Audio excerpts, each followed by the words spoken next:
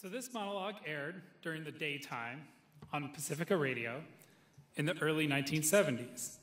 A father had heard the broadcast while in the car with his son and complained about the language of the broadcast. The FCC took action by fining Pacifica Radio, and Pacifica Radio sued the FCC on the grounds that their enforcement had violated their First Amendment right to free expression. The court ruled in favor of the FCC. The Pacifica decision found that indecent speech would be afforded some protection, though time and place could be regulated.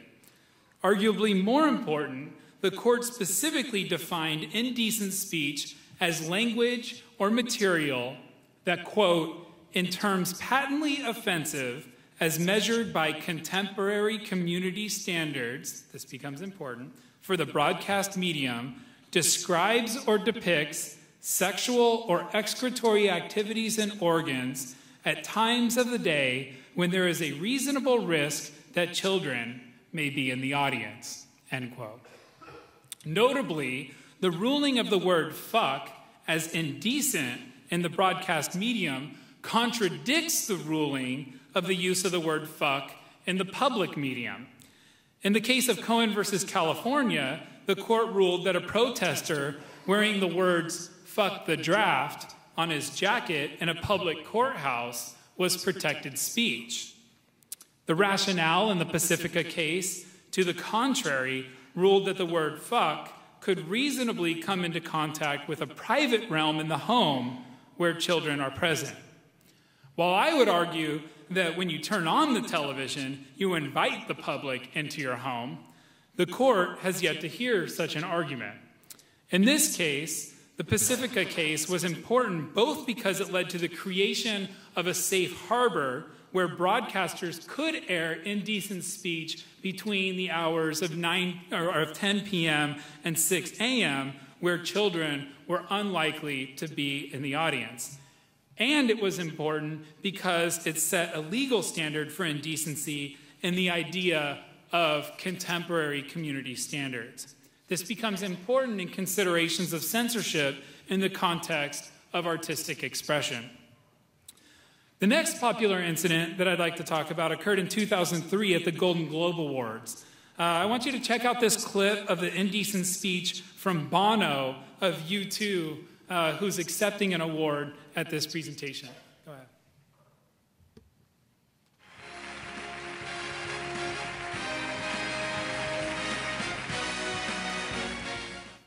And the winner is... Told you, boys. The Hands That Build America, Gangs of New York, music and lyrics, U2. That's really, really fucking brilliant. And really, really great. And, you know, there's a lot of... Couldn't hear what Bono said. He said, really, really fucking brilliant, right?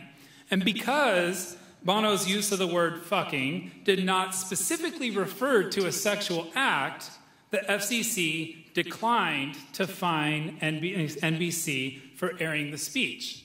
So it wasn't indecent. However, the FCC did warn that fleeting expletives, such as any future use of the F word and all its variations, even as an intensifier or modifier, would be indecent and therefore actionable. This new policy was challenged to the Supreme Court, who upheld in FCC versus Fox television stations the FCC's ability to sanction fleeting expletives in addition to the material found indecent in the Pacifica George Carlin case. In 2006, the FCC threatened with varying degrees of success fines for 4 broadcasts. One was Cher's Billboard Music Awards speech, where she said, quote, "I've also had critics for the last 40 years saying that I was on my way out every year. Right, so fuck them. I still have a job and they don't," end quote. Another was Nicole Richie's Billboard Music Awards speech, where she said, quote, "Have you ever tried to get cow shit out of a Prada purse? It's not so fucking simple," end quote. I think she said it kind of like that too. The FCC also went after the NYPD Blue television show for using the words bullshit, dick, and dickhead. And the fourth was an episode of CBS's The Early Show where a guest during a morning interview used the word bullshitter. While these cases had varying degrees of success for the FCC, they combined with the Pacifica and Fox television stations' rulings to cause broadcasters to mostly err on the side of caution by overly censoring themselves in fear of FCC fines. Lots of broadcasters have implemented costly time delay technology. During the 2007 Emmy Awards, for example, time delay technology was used in 2 incidents in the broadcast. First, actor Ray Romano stated, quote, "Frasier is screwing my wife," end quote. However, the television audience was only privy to, quote, "Frasier is," end quote, before Fox muted the rest and cut away to an image of a disco ball that the audience would become familiar with. Because second, during the same broadcast, actress Sally Field ended her speech with an anti-war sentiment. She exclaimed, quote, "If mothers ruled the world, there would be no goddamn wars in the first place," end quote. But again, audiences heard only part of what Fields had to say. They heard, quote, "If mothers ruled the world, there would be no," end quote. It was followed by the same disco ball that the people had become well acquainted with throughout the evening. Sally Field's case is particularly problematic because it was expressly political speech aimed at criticizing the U.S. involvement in Iraq. Cohen's jacket could say, "fuck the draft," but because Sally Field was on a privately owned network, her speech could be censored. Additionally, during the 2007 Creative Arts Emmys, Kathy Griffin's speech, which did not contain a single 4-letter swear word, was outright censored for the e-telecast that aired the following night. Upon receiving an Emmy for her reality show My Life on the D-List, Griffin exclaimed, quote, "A lot of people come up here and thank Jesus for this award. I want you to know that no one had less to do with this award than Jesus. This award is my God now. Suck it, Jesus," end quote. Bottom line is that many networks have declined to show programming due to uncertainty over what constitutes indecency under the FCC's drastically broadened approach. Obscenity is a bit different than an indecency. The courts currently employ a test established in the landmark case Miller versus California. Contrary to indecent speech that enjoys at least some constitutional protection, obscenity is categorically unprotected. The legal definition of obscenity is based on a 3-pronged test known as the Miller test. The Miller test holds that material is obscene if it fulfills all of the 3 following criteria. The material in question must, 1, if the average person applying contemporary community standards, again, this language, contemporary community standards, would find that the work, taken as a whole, appeals to the prurient interest. 2, whether the work depicts or describes in a patently offensive way sexual conduct specifically defined by the applicable state law. And 3, whether the work taken as a whole lacks serious literary, artistic, political, or scientific value. Central to this definition is the contemporary community standard. It is a culturally determined definition of the obscene. Here is where the question of art and censorship becomes of particular interest. Scholar Kara Newman once asked a very important question that is particularly important in the context of art and the obscene.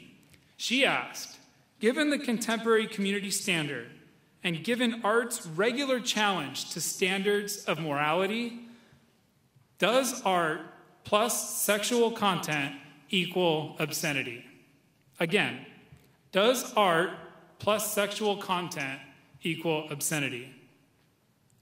This question has been pivotal in many controversies over whether or not to justify the censorship of works of art. Particularly, the Miller test is problematic when one considers the differences between modern and postmodern art.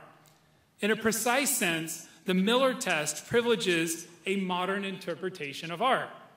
That is, the Miller test shares the fundamental premise found in modernism that it is possible to separate good art from bad art, and that reasonable people can apply a contemporary community standards to distinguish between the two.